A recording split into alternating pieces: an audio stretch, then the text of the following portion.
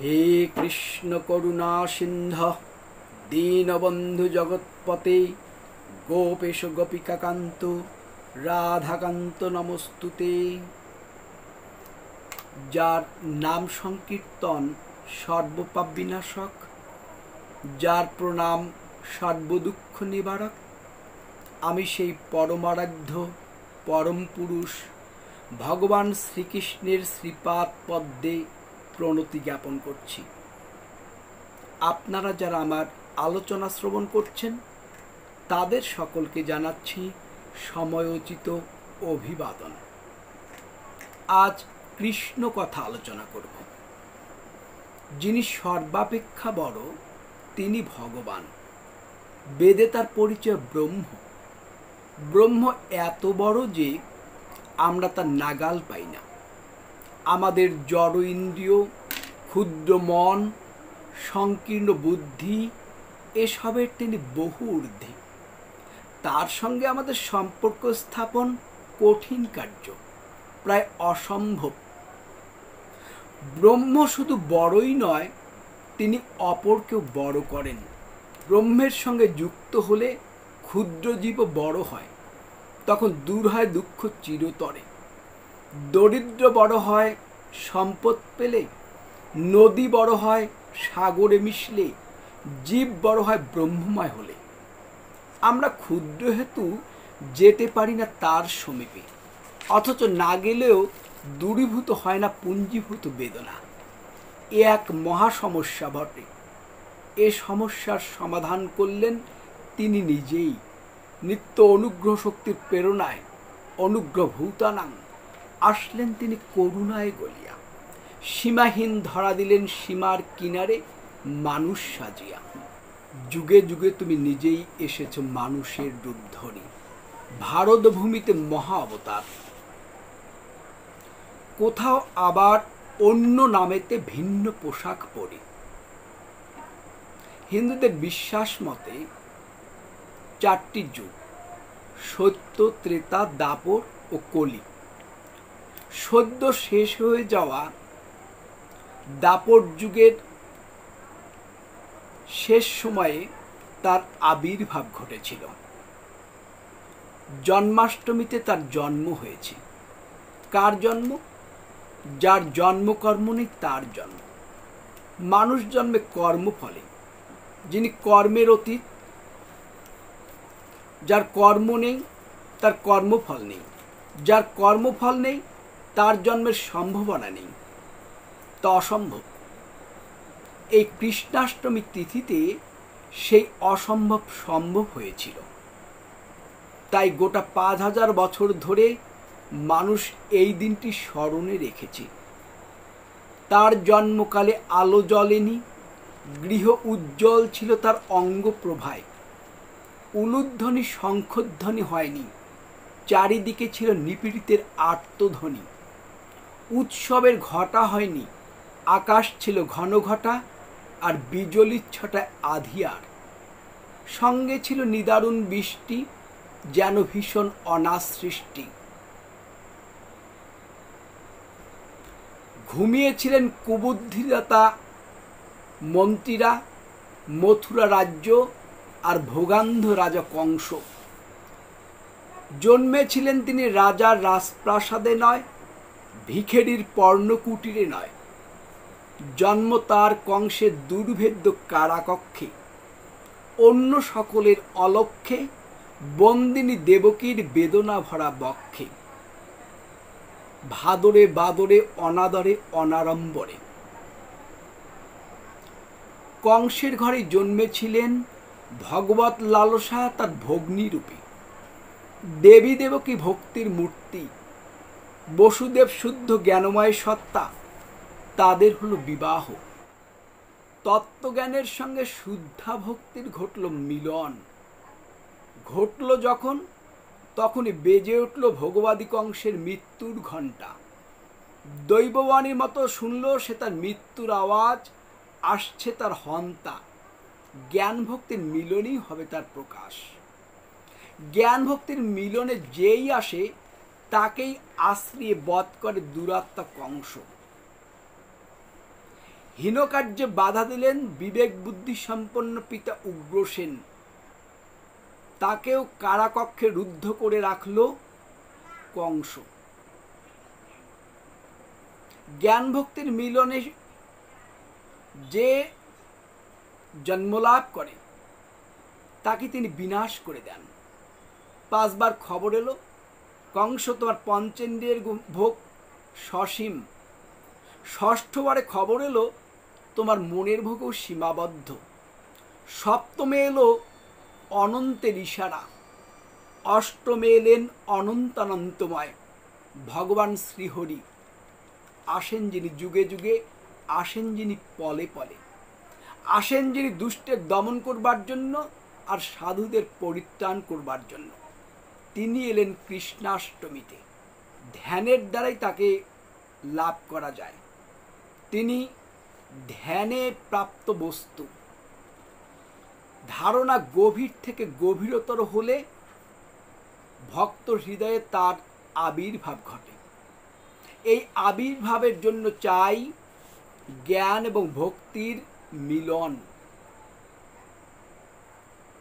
আমাদের জৈমিনী ভাগবত নামক শাস্ত্রে উক্ত হয়েছে, যদি কৃষ্ণপদে চিন্তা ভক্তিস্তু পদপঙ্কজে বিষমে দুর্গমে বাপি কা চিন্তা মরণে রণে। ভগবান শ্রীকৃষ্ণ ভাগবতের প্রতিপাদ্য দেবতা, লীলা নায়ক। সুখদেব যখন রাজা পরীক্ষিতকে ভাগবত কথা শ্রবণ করাচ্ছিলেন, তখন সেই সময় সমবেত ছিলেন মুনি ঋষিরা। মুনি ঋষিরা সংযমের মূর্ত প্রতীক। আমরা যারা এই পৃথিবী নামক গ্রহে বসবাস করছি মানুষ রূপে, তাদেরও এই সংযমতা অর্জন করতে হবে। যদি আমরা সংযমী হতে না পারি, আমরা যদি হিংসা পরিত্যাগ করতে না পারি, আমরা যদি সত্যবাদী না হই, তাহলে আমরা তার কৃপা লাভ করতে পারব না। আমাদের এই যে দেহরূপ মন্দির, সেই মন্দিরে তিনি আসন করে নেবেন না, তার প্রকাশ ঘটবে না। তাই আমাদের এই হৃদয় আসন তার জন্য উন্মুক্ত করে রাখতে হবে, তাকে স্মরণ করতে হবে, তাকে মনন করতে হবে। এর জন্য সুচিতার প্রয়োজন, এর জন্যই সংযমতার কথা আমরা আলোচনা করছি। এই সংযমতাই আমাদেরকে তার সঙ্গে সম্পর্ক স্থাপনের সুযোগ করে দেবে।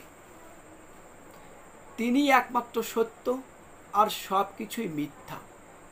ব্রহ্ম সত্য, জগৎ মিথ্যা।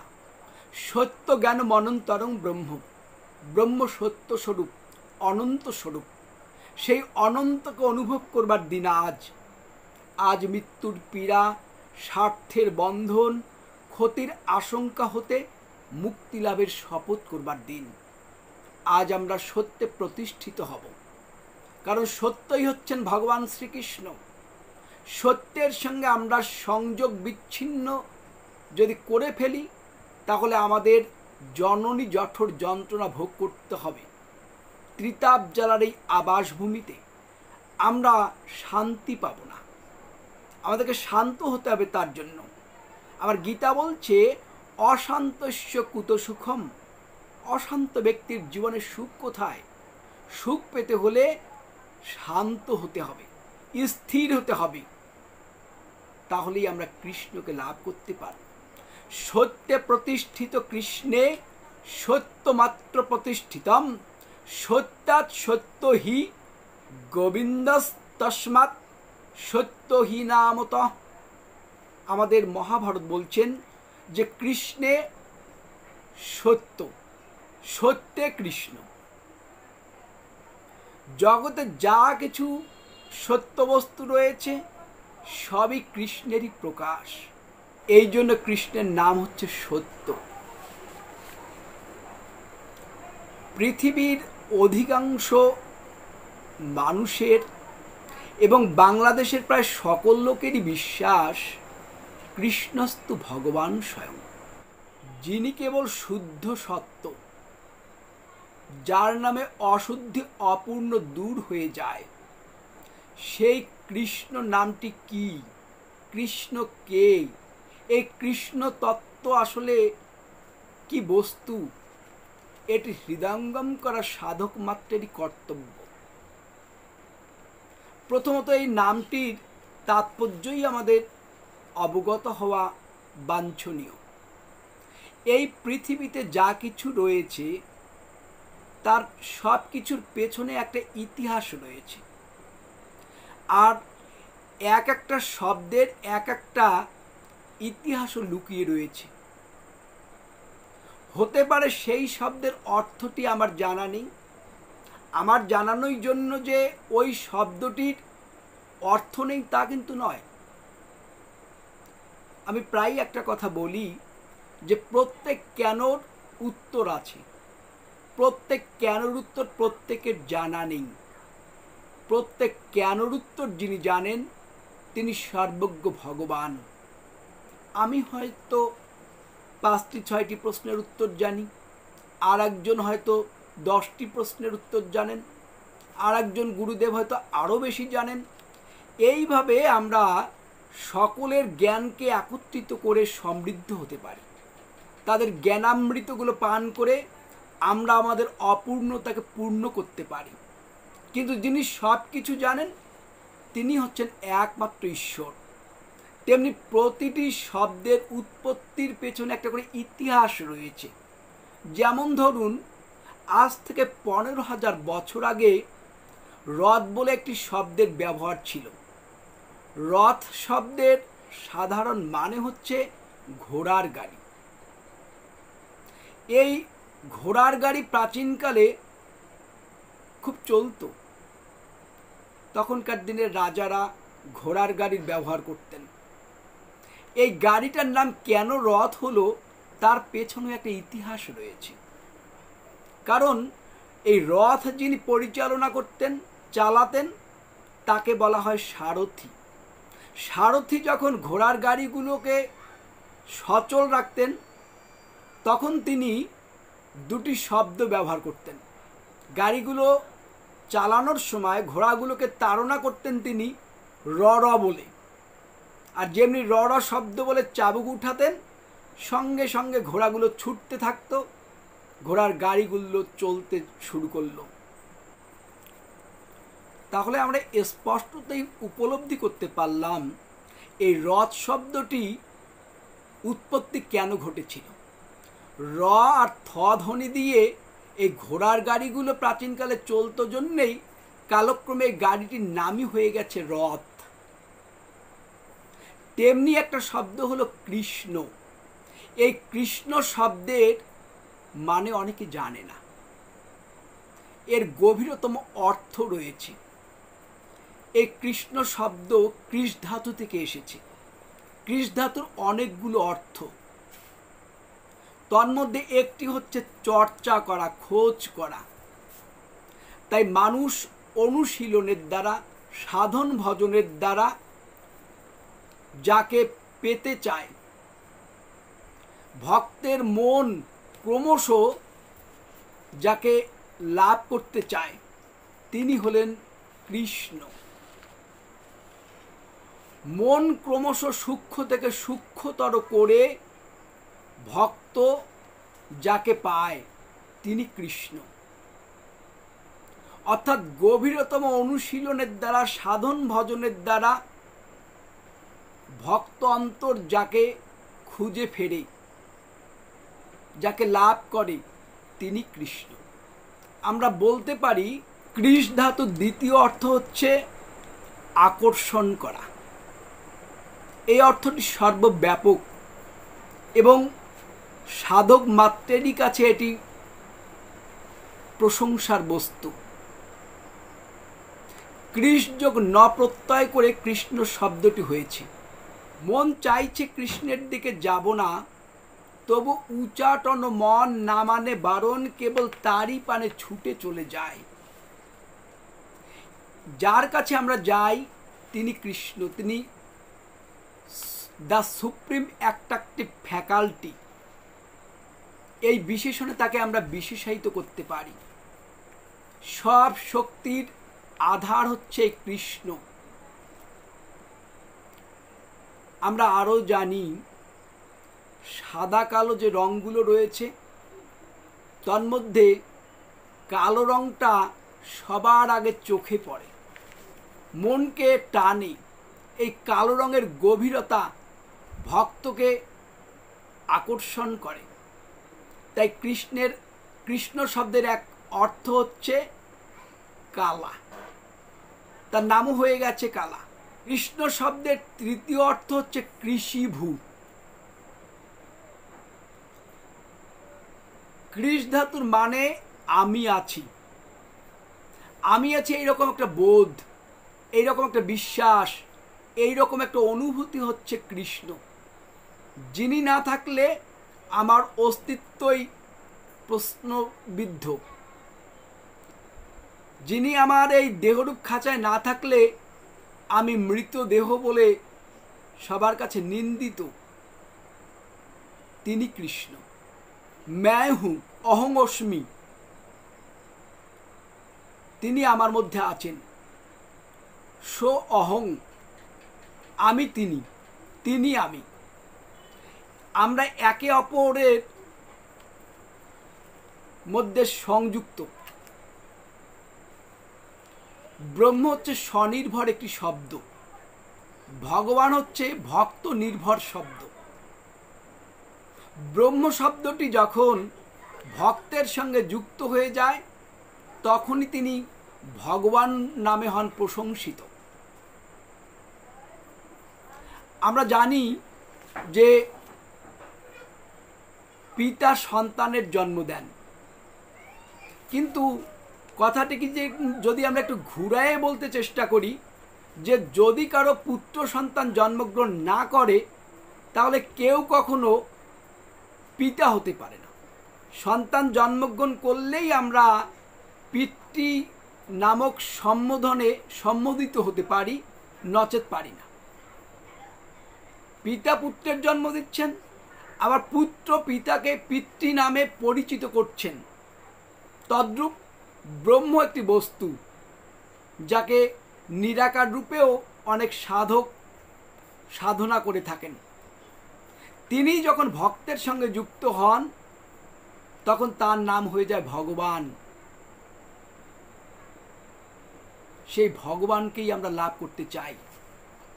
সেই ভগবানই হচ্ছেন আমাদের জীবন রথের সারথি। কৃষ্ণ হলেন পরম পুরুষ। পরম পুরুষ না থাকলে জীবের অস্তিত্বও থাকতো না, বিশ্ব ব্রহ্মাণ্ডও থাকতো না। তিনি আছেন বলেই জগৎ আছে, জীব আছে। তিনি আছেন বলেই সব কিছুর অস্তিত্ব আমরা অনুভব করছি। আমাদের অস্তিত্ব তার অস্তিত্বের উপর নির্ভরশীল। আমাদের বৃদ্ধহরির স্মৃতি তার 278 নং শ্লোকে উচ্চারণ করেছেন, কৃষ্ণেতি মঙ্গলং নাম যস্য বাচি প্রবর্ততে ভস্যি ভবন্তি রাজেন্দ্র মহাপাতক কোটয়। হে রাজেন্দ্র, কৃষ্ণ এই নামটি যাহার জিহ্বায় উচ্চারিত হয় সে মহাপাপ থেকে মুক্তি লাভ করতে পারে। আমরা ওই সংহিতারই আরেকটি শ্লোক পাই যেখানে বলা হয়েছে, তস্মাৎ কৃষ্ণেতি মন্ত্র অয়ং বাচক পরমাত্মনো কৃষ্ণেতি পরম মন্ত্র সর্ববেদাধিক স্মৃত। কৃষ্ণই পরমাত্মা। কৃষ্ণ এই শ্রেষ্ঠ মন্ত্র বেদ হতেও শক্তিশালী। আমাদের গোপালতাপনী উপনিষদ তার 3 নং মন্ত্রে ব্যক্ত করেছেন, চিন্তাশ্চেতসা কৃষ্ণং মুক্ত ভবতি সংস্মৃতিরিতি। ভক্ত যদি তার চিত্ত দ্বারা কৃষ্ণ নামকে স্মরণ করে তাহলে সে মোক্ষ মুক্তি লাভ করতে পারে। আমরা ওই গোপালতাপনী উপনিষদেই আরেকটি মন্ত্র পাই, সেখানে বলা হয়েছে, কৃষ্ণ বৈ পরমং দৈবতান গোবিন্দান মৃত্যুর বিভেতি। কৃষ্ণ পরম দেবতা, তার অন্য নাম হচ্ছে গোবিন্দ। এই নাম হতে মৃত্যুও ভয় পায়। বৃদ্ধহরের স্মৃতি তার 12 নং শ্লোকে বলছেন, সর্বাত্মক সর্বসুহৃৎ সর্বভূত ভাবনা জমিচ ভগবান কৃষ্ণ মুকুন্দ অনন্তেব চ। সমস্ত স্বরূপ অন্তরাত্মাই কৃষ্ণ, ইনি সকলের বন্ধু, সমস্ত জগৎ ইনি ধারণ করে আছেন। সকল বস্তু সৃষ্টির পেছনে, পালনের পেছনে এবং সংহারের পেছনে তারই হাত। তাই তাকে আমাদের স্মরণ করতে হবে, তার শ্রীপাদ পদ্মে নিজেকে আত্মসমর্পণ করতে হবে। তিনি সংযমের অবতার যম, ইনি শ্রী ভগবান কৃষ্ণ, ইনি অনন্ত, ইনি পরম সুহৃদ, পরম সুখদায়ক, আমাদের বন্ধু। তিনি আমাদের মঙ্গল কামনা করেন, তিনি ভক্তাধীন ভগবান। কৃষ্ণের অনন্ত নাম, অনন্ত মহিমা। তিনি প্রভু বলে সম্বোধিত, তিনি ঈশ্বর বলে সম্বোধিত। তাই আমাদের ব্রহ্মসংহিতায় একটি বচন রয়েছে যে ঈশ্বর পরম কৃষ্ণ সচ্চিদানন্দ বিগ্রহ অনাদিরাদি গোবিন্দ সর্বকারণ কারণম। শ্রীকৃষ্ণই সকল কার্য ও কারণের পরম কারণ। তিনি ঈশ্বর, তিনি প্রভু, তিনি পরমাত্মা, তিনি সর্বশক্তিমান পরমেশ্বর। আমরা আমাদের এই বিদ্যহারীর স্মৃতির প্রথম অধ্যায়ের যদি 9 নং শ্লোকটি গভীরভাবে পাঠ করি, তাহলে এর তাৎপর্য অনুধাবন করতে পারব। এই শ্লোকটিতেও বলা হয়েছে, ঈশ্বরস্তু সবান্যে জগত বিভুর ব্যয় নারায়ণ বাসুদেব বিষ্ণু ব্রহ্মাত্মনো হরি। ইনি অবিনাশী জগৎ প্রভু, ইনি নারায়ণ, ইনি বাসুদেব, ইনি বিষ্ণু, ব্রহ্মস্বরূপ হরিও ইনি। তাই এই হরিকে আমরা সর্বদা স্মরণ করব। আমরা দেখেছি যে এই বৃদ্ধহরের স্মৃতিটি, এটি বৈষ্ণবদের অতি আদরণীয় একটি শাস্ত্র। এই শাস্ত্রে কৃষ্ণ নামের ভুয়ো ভুয়ো প্রশংসা করা হয়েছে। এখানে কৃষ্ণের তাৎপর্য ব্যাপকভাবে আলোচিত হয়েছে। এই সংহিতাটির প্রথম অধ্যায়ের 11 নং শ্লোকে ব্যক্ত হয়েছে যে পরমাত্মা পরং ব্রহ্ম পরং জ্যোতি পরাৎপর ইন্দ্র প্রজাপতি সূর্য শিব বন্যী সনাতন। এই শ্লোকটি খুবই তাৎপর্যপূর্ণ। এখানে ভগবান বলছেন, ঋষিমুখে তার প্রশংসা হচ্ছে যে ইনি হচ্ছেন অবিনাশী, নিত্য চিন্ময় স্বরূপ পরমাত্মা, ইনি কৃষ্ণ, ইনি পরম ব্রহ্ম, পরম জ্যোতি, ইনি ইন্দ্র, ইনি প্রজাপতি, ইনি সূর্য, সর্বপ্রকাশ যার দ্বারা ঘটে, ইনি শিব, ইনি বন্যী এবং ইনি নিত্য পরম পুরুষ। তাহলে আমরা যে কোনো নামেই